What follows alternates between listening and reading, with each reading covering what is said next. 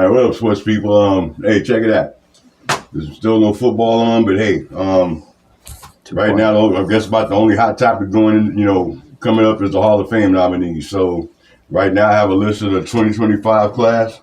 So we're gonna name them off, and we're gonna give you our picks for who's getting selected.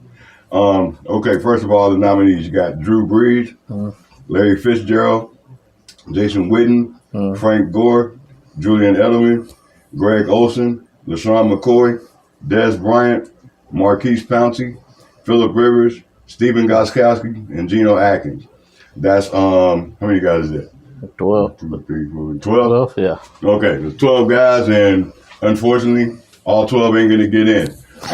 Normally, historically, the Hall of Fame, out of this list, I would say you got 3 shoe-ins and 2 likelies, and so that brings you. It might be a total of 5 going into the class of 2025.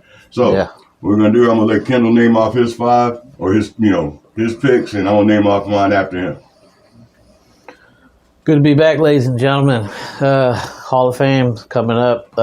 My picks, I'll start from lowest to the best, I believe, especially with their stats and how they rank.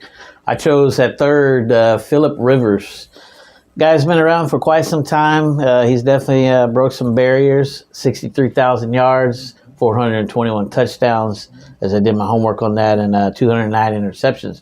That's quite good. I mean, he's been to the Pro Bowl 8 times, but everyone's assumption is the roller coaster effect that he's had. He's never been into a Super Bowl, so that kind of pushes him kind of out of the bubble of being inducted. But we'll never know until that time comes. Well, I mean, a Super Bowl ain't necessarily a prerequisite. Right. It's breaking those barriers, Pro Bowls and yardage.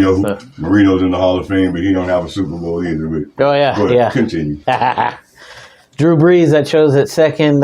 Drew Brees, definitely, I would say he'd be in that likelihood of getting picked.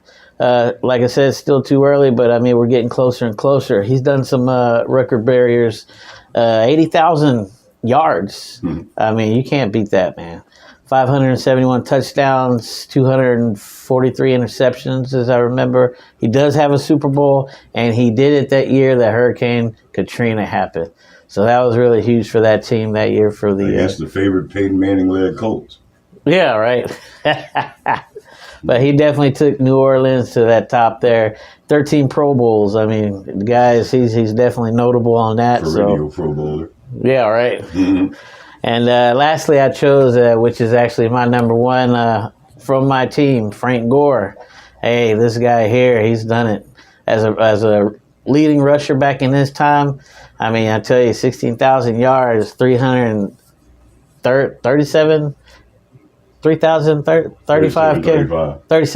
carries. Yeah. And 81 touchdowns. So in that era, definitely good for him. And what he's done and the team he was with, of course, San Francisco, they've been to quite a few Super Bowls. Not all won, not all lost, but I mean, heck, he was there. He did his thing on that. And he's been to 5 Pro Bowls. So I think that 16,000 yards is like the 3rd highest after Emmitt Smith and Walter Payton. That was what I was going to say next. Emmitt Smith was right there on it, and he actually surpassed him at one point in time. So I definitely want to say I give it to Frank Gore, number 1. Next will be Drew Brees, and then Phillip. We'll see how that goes out. But definitely, that was some good studying that I did on that one. Okay. Pass it to you, Coach. Yeah. All right. Well, I agree with you on 2 of those guys. You actually agree with me. Yeah. I mean, Frank Gore and, Drew Brees. Drew Brees, no doubt, hands down, first ballot Hall of Famer. I mean, he bought, he was in San Diego for a minute. That was kind of, less memorable, but his career kind of took off when he got to New Orleans, and, he pretty much saved that whole franchise with Sean Payton. So, besides the stats, which are Hall of Fame worthy, I mean, I pretty much feel like Drew Brees is going to get in first ballot automatically. Frank Gore, I mean, hey, the guy was, consummate professional. Like I said, his stats, like I just said a minute ago, third in rushing all time, I think. Yeah. professional. You know, never any off the field stuff. You know, things no, like not that. at all. You know, Frank Gore is just hands down. You know, he was a grinder. So Yeah. I think Agree with you I on think that. he's well deserved of getting in on his first ballot. Mine was, I'm surprised you didn't go with this one, but Larry Fitzgerald. You know, it was kind of a coin flip on that. Come on, man. Gosh. Larry Fitzgerald's almost a shoe-in, just, you know, as much as Drew Brees Brees, is. yeah. So, you know, Yeah. I mean, Larry Fitzgerald got 1,400 receptions, over 1,400 receptions, 17,000 yards. He cleared that, and, you know, well over 100 touchdowns. And, yeah, he's won a Super Bowl. And, like I said, I didn't get his Pro Bowl count, but, he's been to a number of those also. Like I said, those three guys are pretty much locks to get in. My likelies out of this whole list, I'll go ahead and add Jason Witten, you know, the Dallas Cowboys. I mean, Get one Dallas guy in there, huh? yeah, I mean, well, you know, they're going to get a Dallas guy in there every year one's up. Yeah. And for that matter, because they always add a Steeler too, and I could have put Marquise Pouncey on here, but I don't think it's the time yet. But Right. yeah, my likely guys, you know, Jason Witten's one of them. My other likely guy is Phillip Rivers. Like I said, I mean, to me, I don't know. It's kind of, I don't know. Like the logic with the Hall of Fame is, to me, it seems like they never really try to put two of the same position in. Right. Same year. Right. So Right.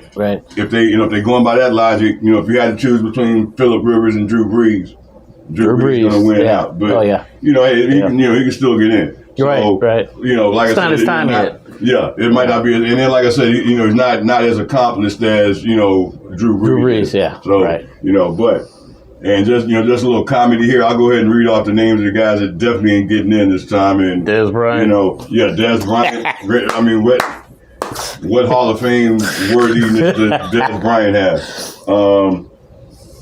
Let's see, you got Julian Edelman. I mean, just because you play for the Patriots don't mean you're a Hall of Famer. So, you know, He played right next to Tom Brady, that's why. I also could have added LaShawn McCoy to the sleeper list because, you know, Right.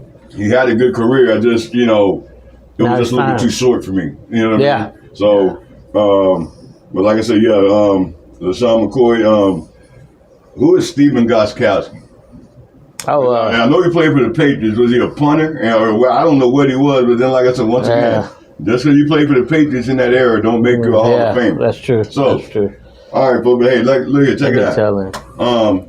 I forgot when the Hall of Fame induction ceremony was because, you know, that's like the official start of football season because you got the Hall of Fame game. But, you know, I'll pop it up here and, you know, like August guys, something. August something. Yeah, somewhere around there. Somewhere in there. Yeah. I mean, but hey, guys, like I said, that's, you know, those are our picks for the Hall of Fame class of 2025. I wish Pujols had a contest on, you know. Oh, that'd be nice. That would be fun. But hey, guys, look here. Go ahead. We can start the debate here. You know who all you think is going to get in, and if you want to drop it in the comments, whatever. Hey, that's fine too. But hey, I'm gonna wrap it up. Thank you guys for watching, and we'll see you on the next one. All right, peace.